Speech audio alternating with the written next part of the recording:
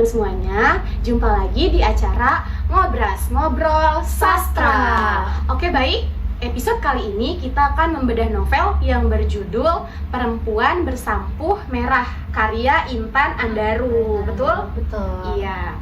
Baik, saya akan memperkenalkan diri saya dulu terlebih dahulu. Perkenalkan, nama saya Nadia Francisca dan saya sedang bersama narasumber saya, Ita Herlita. Baik, Ita Herlita, silahkan kamu memperkenalkan diri. Baik, halo teman-teman semua, saya Ita Herlita. Saya seorang mahasiswi di Universitas Pamulang. Saat ini saya semester 8 dan video ini juga kebetulan menjadi salah satu tugas akhir sastra populer ya, Kak. Betul. Oke, saya mau tanya nih, asal kamu dari mana? Oke, baik. Saya lahir dan besar di Pandeglang, Banten. Lalu saya merantau ke Tangerang ini untuk berkuliah di Unpam. Gitu. Oke, kamu berapa saudara, Ita? Saya cuma ada 2 bersaudara ya, saya dan adik saya. Saya anak pertama. Terus adik saya juga perempuan kebetulan. Oke, kamu merantau itu pada saat tahun berapa? Saya pertama kali merantau itu pada tahun 2017 setelah saya lulus SMA. Saya memang setelah lulus SMA tuh nggak langsung kuliah ya, jadi ada jeda dulu 4 tahun kebetulan ya. Jadi emang agak jauh gitu antara lulus dan kuliah. Jadi kamu kuliah itu masuk tahun 2021 ya? Betul? Iya betul, Iya. 2021. Dan sekarang semester 8 ya? Semester 8. Semangat ya, Ita. Terima kasih, Kak. Iya. Oke, coba ceritakan SD kamu di mana, SMP dan SMA, silahkan. Saya SD itu di Pandeglang ya. Iya. Dekat rumah kebetulan SD-nya itu SD Campaka Warna. Saya kemudian melanjutkan SMP saya tuh di SMP 2 Sindang Resmi. Iya. Dan setelah saya SD dan SMP mengambil negeri, kemudian pas SMA nih saya nyemplung ke MA Madrasah Aliyah gitu. Jadi Bukan negeri ya? Iya, jadi kayak Swasta. betul. Kalau untuk si MA itu memang kebetulan banyak tambahan pelajaran agamanya gitu, Iya, Kak. jadi kamu mengambil MA. Iya betul, saya tertarik di MA gitu, makanya saya masuk MA. Oke, baik. Langsung saja ya kita ke inti acara, akan membedah novel. Novel apa tadi ya? Perempuan Bersampur Merah. Iya, karya Intan Andaru. Oke, langsung saja. Coba kamu ceritakan pengarang novel dari Perempuan Bersampur Merah. Ya, silahkan. Baik, pengarang Bersampur Merah ini nama penulisnya Intan Andaru. Kebetulan beliau ini seorang dokter ya, jadi selain kesibukannya sebagai dokter, Intan Andaru ini juga seorang sastrawan yang beberapa kali menulis novel gitu, menerbitkan novel ya. Oke, saya akan tanya kamu nih, kenapa kamu bisa memilih sastra sih? Memilih sastra Indonesia. Iya. Jadi sebenarnya saya tuh mengambil sastra Indonesia tuh karena tertarik dengan buku ya. Iya. Saya tuh suka sekali membaca. Jadi menurut saya sastra Indonesia tuh kayak kalau saya baca buku tuh kayak saya masuk ke dunia buku itu loh gitu. Jadi hobi ya, udah hobi membaca ya. Iya, jadi saya tuh kalau udah baca buku tuh bisa sekali duduk gitu. Satu kali baca buku, satu judul selesai gitu. Iya, jadi dari situ sebenarnya saya tertarik untuk mempelajari lebih dalam tentang sastra Indonesia ini. Dan setelah saya masuk kuliah di Universitas Pamulang ini, ternyata banyak sekali hal yang saya nggak tahu. Menurut saya kayak sastra Indonesia tuh waktu kita SD, SMP, SMA mungkin kita pelajari tuh kayak novel, cerpen, pantun, puisi gitu ya. Tapi ternyata setelah saya masuk sastra Indonesia, luar biasa, ternyata banyak sekali ilmu yang saya pelajari ya, banyak sekali hal-hal yang saya nggak ketahui ternyata dari sastra itu ya. Jadi banyak sekali kaitannya hal-hal yang bisa dikaitkan lewat sastra gitu, kayak psikologi sastra, kayak psikologi, terus postkolonial gitu, banyak banget, dan saya merasa beruntung sekali saya bisa mempelajari itu gitu ya. Jadi apa ya? Jadi saya merasa sastra Indonesia ini bukan cuma sekedar hobi, tapi merasa kayak saya menemukan diri saya, saya menemukan diri saya sendiri di sastra ini gitu. Oke, baik, itu alasannya. Berarti itu minat kamu ya, minat dari awal memang. Meskipun pernah nggak sih kakak ada yang nanya kayak kenapa sih ngambil sastra Indonesia gitu ya kan, banyak sekali orang-orang yang nanya kenapa sih sastra Indonesia, nanti mau jadi apa sih setelah lulus, jadi guru ya kan. Nah, mereka tuh nggak tahu sebenarnya sastra itu luas sekali pelajarannya, ya luas sekali apa ya, pengetahuan yang bisa kita pelajari di sastra itu ya, bukan cuma jadi guru doang, banyak banget gitu. Jadi jurnalistik bisa, jadi editor banyak sekali pokoknya. Jadi menurut saya berita, terus bisa jadi penulis, reporter. Jadi sastra Indonesia ini menurut saya tidak membatasi kita akan menjadi apa ya kan. Banyak ya, luas ya. Luas sekali, bisa jadi apa saja guys. Oke, cukup? Cukup. Iya, oke. Selanjutnya saya akan menanyakan apa sih yang menarik dari novel ini? Oke. Baik, jadi menurut saya kenapa novel ini saya menarik buat saya, karena di novel ini tuh banyak sekali hal-hal yang apa ya, ada banyak sekali pesan moral, hal-hal yang bisa kita contoh gitu ya kak. Jadi di novel ini tuh menceritakan seorang ibu tunggal gitu ya, orang tua tunggal gitu. Banyak sekali perjuangan seorang orang tua, ibu tunggal, seorang orang tua tunggal gitu yang cuma ibunya doang ya, karena bapaknya si Sari ini meninggal. Apa ya, perjuangan orang tua yang nggak bisa kita gambarkan, yang maksudnya nggak bisa kita ceritain ya. Ternyata orang tua tuh luar biasa baik sekali, banyak sekali hal yang mereka korbankan untuk anaknya. Betul, sangat mengusahakan sekali. Sumpah orang tua saya juga kak. Makanya kayak banyak sekali kesannya dan pesan yang baik sekali di novel ini. Berbalas budi ya, kayak gimana nih balasnya? Saking baiknya mereka ya. Iya, betul. Oh iya, sebelum itu tolong dong ceritain sinopsisnya dari novel Perempuan Bersampur Merah. Ya. Jadi awal diceritakan novel ini tuh nama tokohnya tuh Sari ya. Jadi si Sari ini di sekolah SD gitu sama teman-temannya. Bapaknya Sari ini menjadi salah satu korban tragedi Banyuwangi waktu itu pada tahun 1998.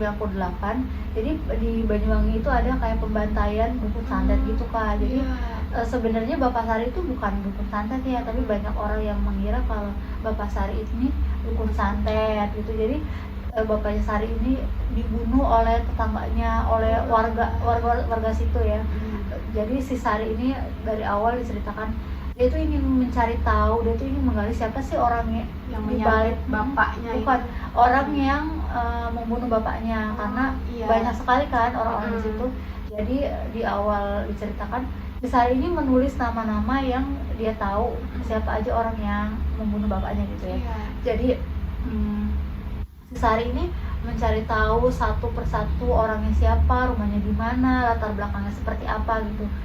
Sari ini nggak sendiri, ada temennya Ahmad sama Rama. Jadi mereka bertiga tuh berusaha mencari siapa sih sebenarnya dalang di balik pembunuhan, pembantaian dukun santet di Banyuwangi itu. Nah terus udah gitu semakin berjalan waktu, ternyata Sari merasa tidak menemukan siapa sih sebenarnya yang membunuh bapaknya. Iya, jadi semakin bertumbuh dewasa, Sari dia kayak berusaha untuk mengikhlaskan kepergian bapaknya gitu. Terus udah gitu setelah bertumbuh dewasa, Sari ini menjadi seorang penari gandrung di daerah Banyuwangi itu.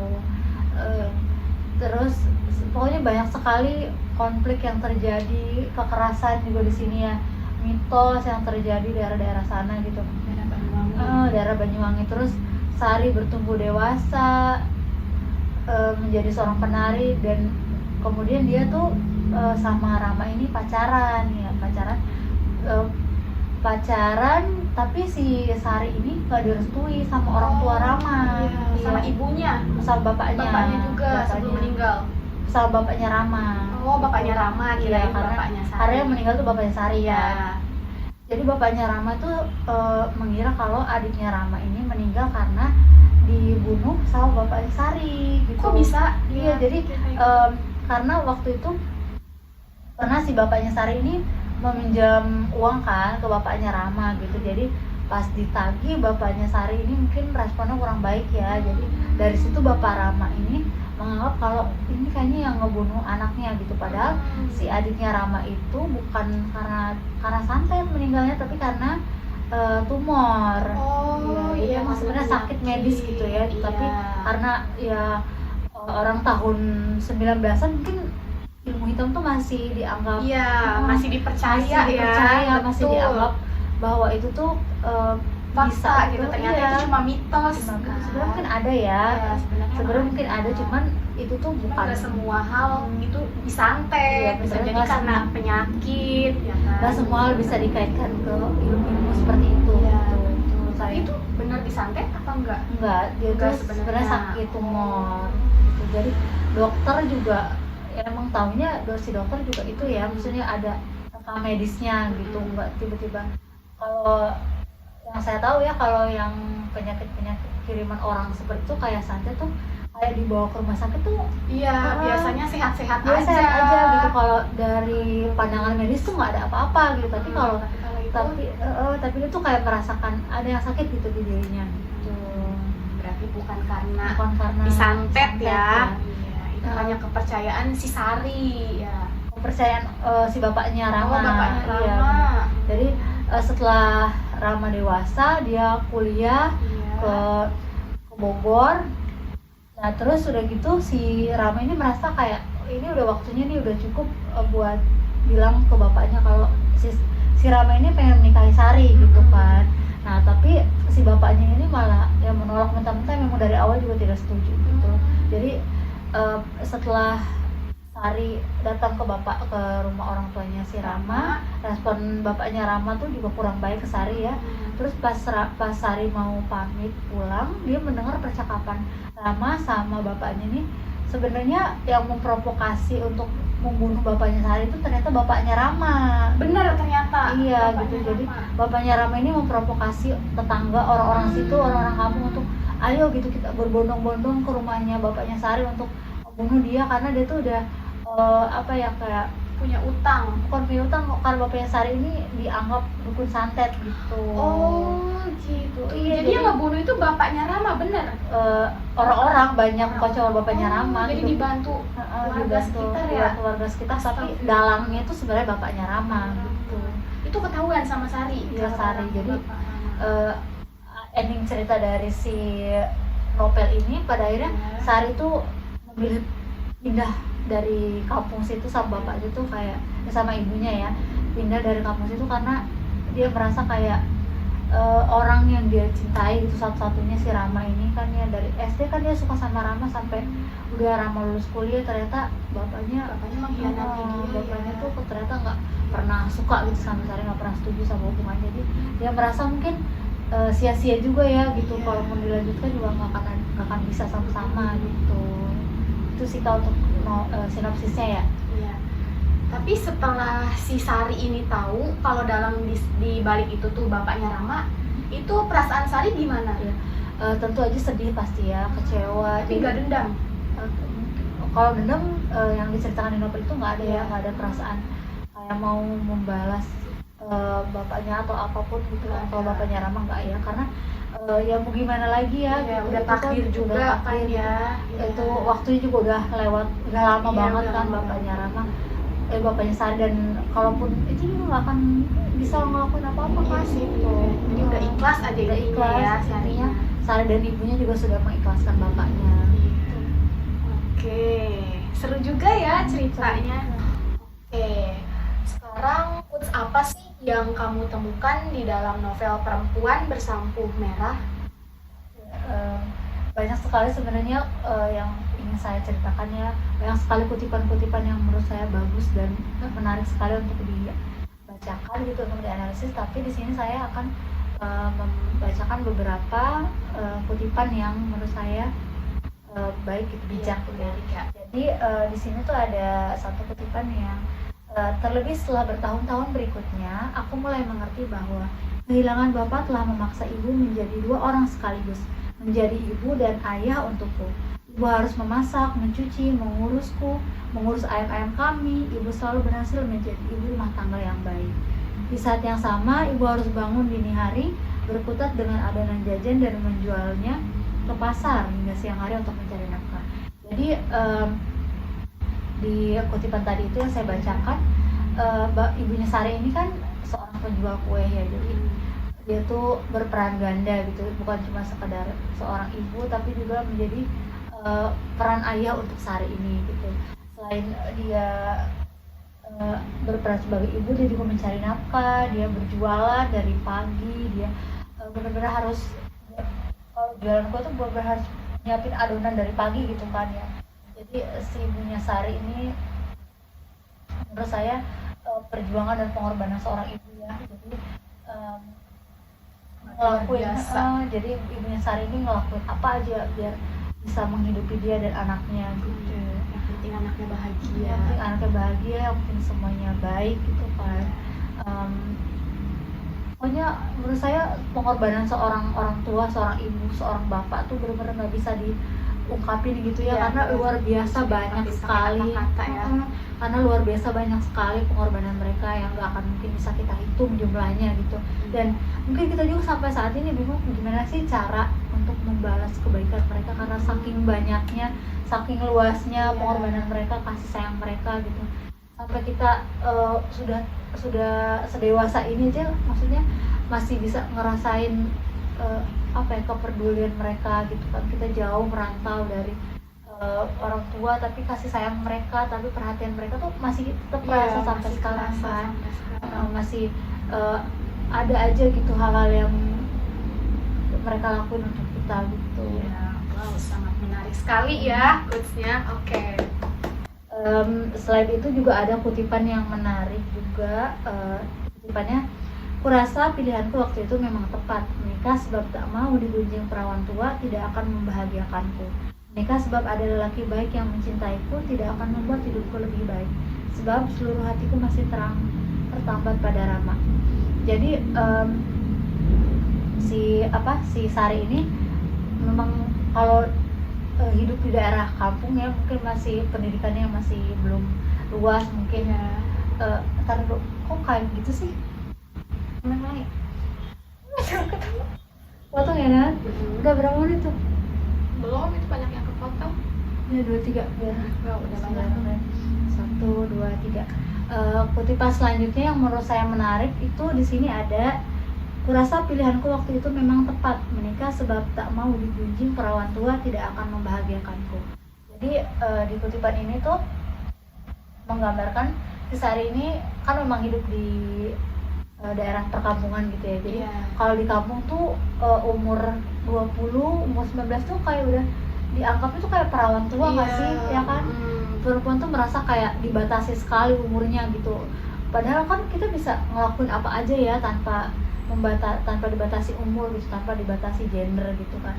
Jadi si Sari ini waktu itu kan udah lulus SMA dan nggak sekolah ya. Jadi nggak kuliah gitu. Jadi di rumah gitu banyak orang-orang yang menganggap bahwa Sari ini tuh kayak kenapa sih dia kok belum nikah gitu. Betul. Ya kan ngerasain sendiri kan, kita juga tinggal di daerah perkampungan yang tetangganya nih orang-orang di sana tuh masih sekali masih sekali mempeributkan kenapa sih dia belum nikah, kok dia belum nikah lagi, kok dia belum ini, kok dia belum itu gitu.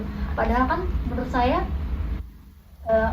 masih banyak hal yang bisa kita lakuin selama kita masih muda gitu ya, semasa kita masih muda. Banyak banget. Iya, kita masih bisa belajar formal maupun non formal gitu ya. Kita masih bisa melakukan banyak hal, kita bisa kesini kesana gitu, banyak sekali tempat yang menurut saya bagus sekali dan bisa dikunjungi gitu kan. Jadi perempuan tuh kadang setelah menikah tuh merasa dibatasi nggak sih Kak? Iya betul. Iya, jadi Udah nggak bisa main, jadi kerja pun kadang nggak boleh. jadi setelah menikah Sama tuh suami. banyak yang bilang kayak ya udahlah udah nikah di rumah aja ngurus suami, ngurus ngurus anak anak, di gitu kan. dapur, Iya, ya betul. kan. Padahal kan banyak sekali hal yang bisa kita lakuin ya Iya. Kak ya gitu. Jadi menurut saya kutipan ini tuh apa ya, kutipan ini tuh menunjukkan ke kita tuh kayak bahwa keputusan kita menikah muda tuh belum tentu bener loh gitu. Iya. Tanpa kesiapan gitu. Kesiapan pernikahan tuh bukan cuma soal ada pasangannya terus nikah gitu, menurut saya nggak gitu ya. Banyak sekali hal yang perlu dipersiapkan, mental, psikologi, ekonomi, terus tentunya ilmu, bagaimana cara menjadi seorang ibu, bagaimana menjadi seorang istri, kita tuh harus paham gitu kan. Bagaimana peran-peran kita untuk itu. Jadi menurut saya selama kita belum bisa bertanggung jawab atas peran kita sebagai anak gitu, ya jangan dulu menanggung peran yang lain lah gitu. Iya. Tanggung jawabnya dulu gitu kan, satu gitu Gapai diselesaikan. cita-cita dulu. Kayak kalau kita masih punya tanggung jawab sebagai seorang anak, sebagai seorang mahasiswa, ya udah selesaiin dulu itu satu-satu Iya. gitu, baru setelah itu pas step selanjutnya menikah, punya anak gitu. Jadi sudah matang baru menikah. ya, jadi jangan terburu-buru untuk menikah Iya. karena dibimbing orang gitu, karena merasa umurnya udah tua gitu. Jangan dengarkan netizen. Betul. Iya, oke. Terus Selanjutnya? jadi selanjutnya ada kutipan, bila memandang ibu menyapu dan membungkuk seperti itu, lagi-lagi pikiranku kembali berkelana, melompat pada puluhan tahun kemudian, bila aku sudah tak bersama ibu lagi, bila aku menjadi pergi keluar kota dan kembali ketika ibu menua. Jadi si Sari ini kan setelah lulus SMA tuh dia kan gak langsung kuliah ya, jadi si Rama ini nawarin ada beasiswa nih di kampusnya dia gitu, nggak mau nyoba apply kah gitu. Nah terus si Sari ini dapat dorongan dari orang tuanya, dari ibunya, kayak udah daftar aja gitu.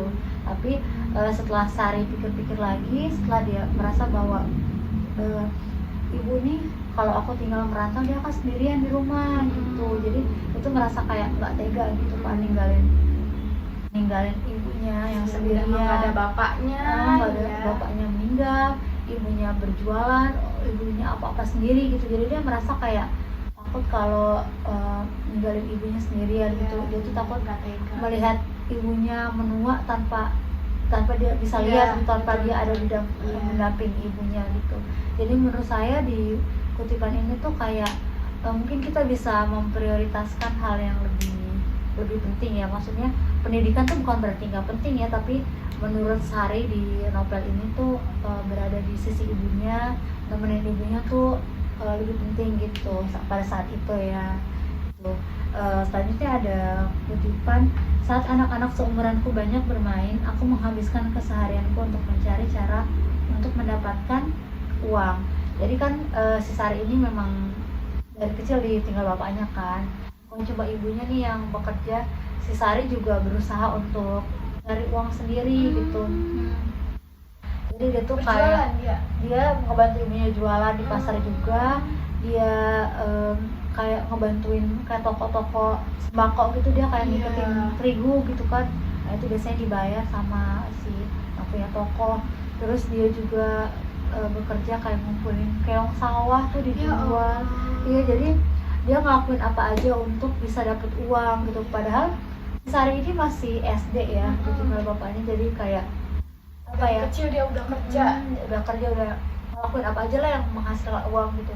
Jadi menurut saya di kutipan ini tuh kayak Sari tuh kehilangan momen dia sebagai anak kecil gitu ya. Betul. Jadi dia bilang kayak anak-anak seumurannya bermain tapi dia harus bekerja gitu. Nah itu kayak sedih banget sih Kak kalau ada di posisi Sari gitu ya.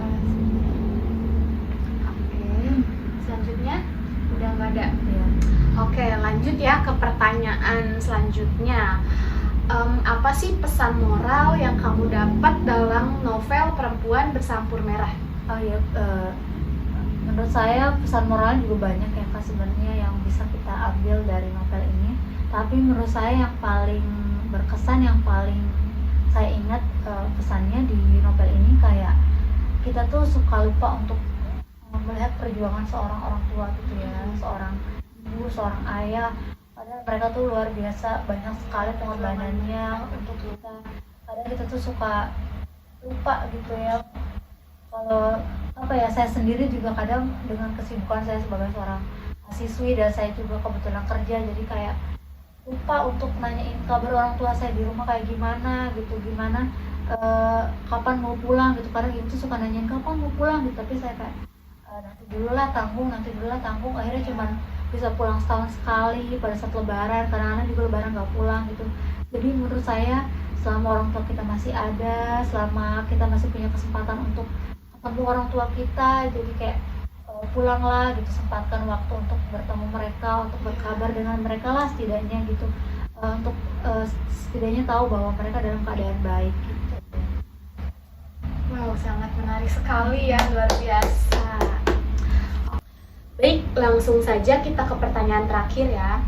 Nah, dalam novel Perempuan Bersampur Merah ini, menurut kamu dampak positif terhadap hidupnya itu apa? Menurut saya untuk dampak positif dari novel ini tentu banyak ya Kak.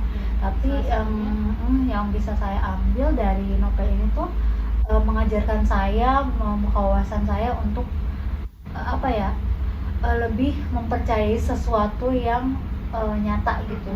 Contohnya kayak yang tadi bapaknya Rama lebih mempercayai kalau anaknya ini meninggal karena disantet daripada percaya sama dokter yang udah jelas tahu sakitnya apa gitu kan, ada bukti medisnya nih gitu. Jadi menurut saya untuk novel itu mengajarkan saya untuk lebih berpikir lebih jernih, lebih jernih gitu, menggunakan akal yang sesuatu yang bisa diterima oleh akal kita lah gitu.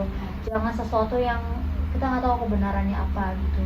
Terus selanjutnya saya juga memahami dari novel ini tuh menyadari bahwa perjuangan seorang orang tua tuh luar biasa, banyak sekali ya gitu. Perjuangan ibu saya, bapak saya gitu, dia bapak saya ini luar biasa baik banget, perannya sebagai seorang bapak, sebagai seorang ibu saya juga saya tuh nggak pernah merasa kekurangan cinta gitu dari orang tua saya, dari bapak saya. Saya merasa kayak tangki cinta orang tua saya tuh selalu penuh gitu untuk saya, meskipun saya jauh merantau dari mereka, tapi apa yang mereka lakukan, pengorbanan mereka, apalagi ya kayak perhatian mereka, pokoknya ada aja lah hal yang mereka lakuin untuk saya meskipun saya jauh. Selalu diusahakan apapun, membantu saya, menerima saya ketika saya gagal gitu, ketika saya merasa bahwa saya aja malu, saya takut sama diri saya sendiri, saya takut sama kegagalan saya sendiri, tapi orang tua saya tetap ngerangkul saya untuk mereka lebih percaya saya daripada diri saya sendiri gitu. Pokoknya dari novel ini tuh bener-bener menunjukin ke saya gitu, berat begitu luar biasanya orang tua, begitu luar biasanya tanggung jawab mereka dan usaha mereka untuk anaknya. Menurut saya itu cukup sih Kak. Orang tua kamu tuh nggak menuntut kita untuk jadi apa gitu ya, bener kan? Orang tua kamu juga sama. Orang tua saya nggak pernah kamu harus jadi seperti ini, kamu harus jadi orang, kamu harus nikah. Karena kan saya juga udah banyak yang mempertanyakan kenapa sih kapan sih nikah gitu. Tapi orang tua saya tuh kayak selalu mendukung apapun pilihan saya gitu. Pokoknya kayak dari awal saya tuh bilang kayak Pak, aku tuh mau kuliah ya gitu. Aku tuh belum pengen nikah ya, untuk saat ini saya lebih pengen untuk fokus kuliah, nyari ilmu yang banyak, nyari pengalaman gitu kan. Orang tua masih saya muda juga ya, masih muda, karena menurut saya umur tuh nggak membatasi gerak seorang perempuan gitu. Betul sekali. Oke, keren banget ya, tepuk tangan dong. Oke, mungkin hanya itu ya yang bisa kita sampaikan, kurang lebihnya mohon maaf. Wassalamualaikum warahmatullahi wabarakatuh. Terima kasih.